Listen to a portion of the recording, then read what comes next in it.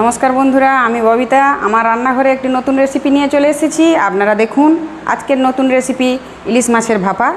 আপনারা দেখতে থাকুন আমি কিভাবে বানাচ্ছি, কি কি উপকরণ দিচ্ছি। আপনাদের যদি ভালো লেগে থাকে আপনারাও বানিয়ে খেয়ে দেখুন। এই যে দেখুন ইলিশ মাছটা নুন মাখিয়ে রেখেছি। এবারে দেখুন এর মধ্যে 4টে কাঁচা লঙ্কা চিড়ে দিয়েছি, পোস্ত 2 চামচ পোস্ত দিয়েছি, 2 চামচ সাদা সর্ষে, একটু বেশি পরিমাণ কালো সর্ষে, এটা হচ্ছে ছেঁকে দেব, লাল লঙ্কার গুঁড়ি, লবণ, হলুদ, সর্ষের তেল। এই যে কালো সর্ষেটা শিলের মধ্যে রেখেছি। এই যে দেখুন এটা বেটে নিচ্ছি আমি। এর খোসাটা বাদ দিয়ে দিতে হয়। কালো সর্ষেটা বাটা হয়ে গেছে। এবারে আমি এটা জলের মধ্যে দিয়ে দিচ্ছি।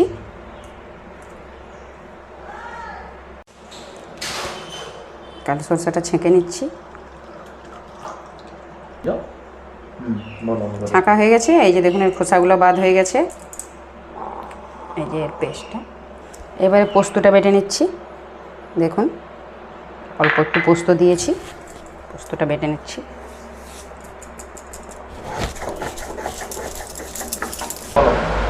পোস্তটা বাটা হয়ে গেছে। এবারে পোস্তটা বাটির মধ্যে তুলে নিচ্ছি। এবারে সাদা সরষা অল্প একটু, সেটাও বেটে নেব, সেটাও বেটে নেব।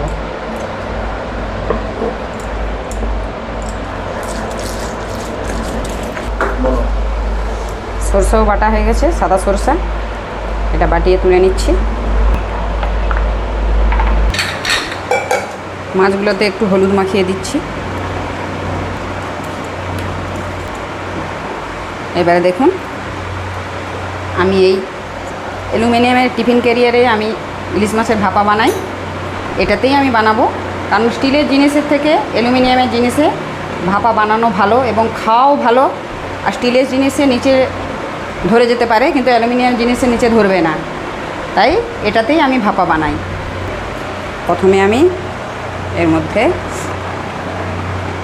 কালো সরষার বাটাটা নিয়ে নিলাম, এর মধ্যে পোস্ত বাটা দিয়ে দিচ্ছি। এবারে সরষের বাটাটা দিয়ে দিচ্ছি, সাদা সরষের বাটাটা। এবারে এগুলো একটু ক্যারিয়ারের মধ্যেই ম্যারিনেট করে নিচ্ছি। এর মধ্যে এবারে কাঁচা লঙ্কাগুলো দিয়ে দিলাম, 1 চামচ নুন দিলাম, পরিমাণ মতো হলুদ। এবারে মাছগুলো দিয়ে দিচ্ছি।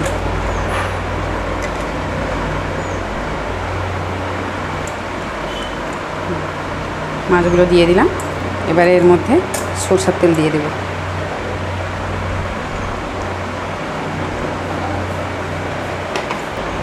এক চামচ চিনি দিয়ে দেব স্বাদের জন্যে, কারণ এর ঢাকনা তো আমি আর খুলতে পারবো না। এটা একবারে হয়ে গেলে তখন খুলবো ঢাকনাটা। দেখুন, কারণ একটু হালকা রস থাকবে, দুপুরের খাওয়া, সবাই এই রসটা মাখিয়েই খাবে। একটু লাল লঙ্কার গুঁড়ি দিয়ে দেব।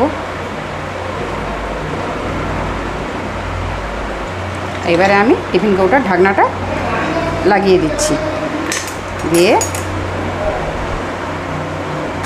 গ্যাসের মধ্যে বসিয়ে দিলাম। এবারে গ্যাসটা অন করে দিলাম। এবারে হোক। 5 মিনিট হয়ে গেছে। এবারে আমি খুলে দেখছি।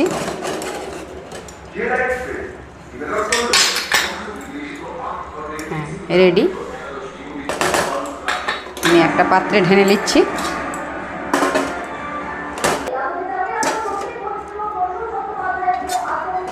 কারণ একটা মাছ তুলে নিই, নাহলে মাছগুলো ভেঙে যাবে।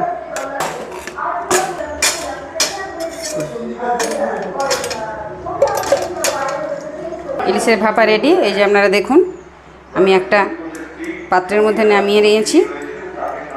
দেখুন আজকের ভাপা ইলিশ রান্না করেছে।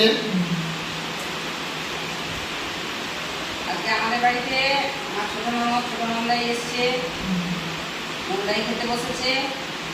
ছোট নন্দাও এখনো বসেনি, আমার হাজবেন্ড খাচ্ছে। আপনারা দেখুন খেয়ে কেমন লাগছে, খান। খুব ভালো লাগছে। ইলিশ মাছের ভাপা যাই হোক, কেমন লাগছে? ভালো লাগছে।